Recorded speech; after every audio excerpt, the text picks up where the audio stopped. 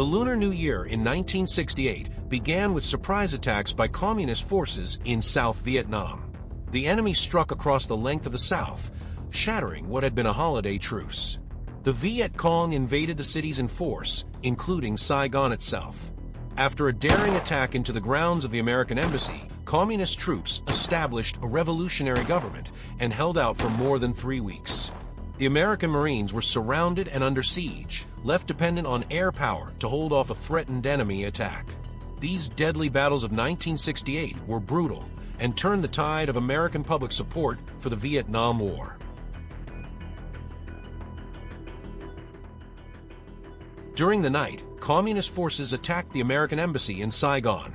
The enemy, very deceitfully, has taken advantage of the Tet truce and were able to overrun some portions of the building. Military police got back into the compound at dawn.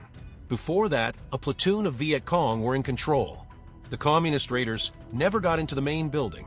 A handful of Marines had it locked and kept them out. 2 military policemen were killed during the attack. The Vietcong had blasted a hole in the reinforced concrete fence surrounding the compound. They were inside before anyone knew, but none of the raiders lived to tell of their exploit. By 8 o'clock, 5 hours after they first broke in, almost all of them were dead, all in civilian clothes. They've been armed with American M16 rifles and also rocket launchers and rockets. They had explosives. Their purpose, apparently, to destroy the embassy. In that purpose, they did not succeed. The fighting was even more savage in the city of Hue, the former imperial capital, considered by most visitors to be the most beautiful and serene city in all of Vietnam. The Tet Offensive was about to change all that. Colonel Cheatham, what's the objective and what are your men about to do? Well, I've got 2 companies here that are just about to clear the next 2 blocks up. I've got one company in this big building here that I guess it's the end of the Hue University, and they are going to start firing in support of Foxtrot Company, which will be going up this road here on the left, and attempt to take a couple of large wall buildings that are on up about 500 or 600 meters. What kind of fighting is it going to be? It's house to house and from room to room. Kind of inch by inch. That's exactly what it is. Had you ever expected to experience this kind of street fighting in Vietnam? No, I didn't, and this is my first crack at street fighting. I think this is the first time the Marine Corps has been street fighting since Seoul in 1950. And a little bit in Santo Domingo. And a little bit there, yes, right. What's going to happen to civilians who might get caught in there? Well, we're hoping that we don't run into any civilians in there right now. If they are, I'm pretty sure there are civilians that are what we would consider the bad guys right now. We have certain areas in here that we have blocked off that we know there are friendly civilians, and we aren't going to take those under fire. The others?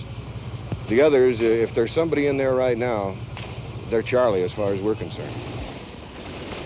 It is house to house, street by street, block by block, and inch by shattered inch in the 5-day battle for Hue.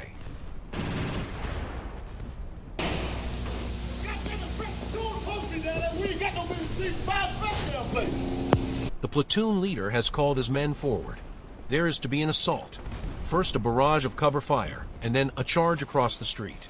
But only one Marine runs forward into the fire, expecting the others to follow, not looking back to find out, disappears behind the cover of the wall. Before long, he is shot and wounded. Only 2 other Marines, one of whom is killed, get beyond the wall. For one of the few times in the Vietnam War, the U.S. Marines are really in their element in this battle, and they're holding an assault much like those that have made them famous in other wars. And to a great extent, this assault is being won or lost on the basis of sheer courage. And there's no shortage of that among the Marines. This soldier has been hit in the eye with shrapnel. Get him! Form it up here! Form it up! After assessing the damage, medics assure him he will not lose his eye.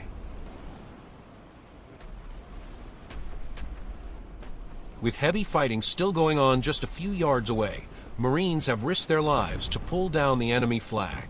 No one is quite sure where the American flag came from in the middle of a battle, but like so many things, when you need something, someone just happens to have it.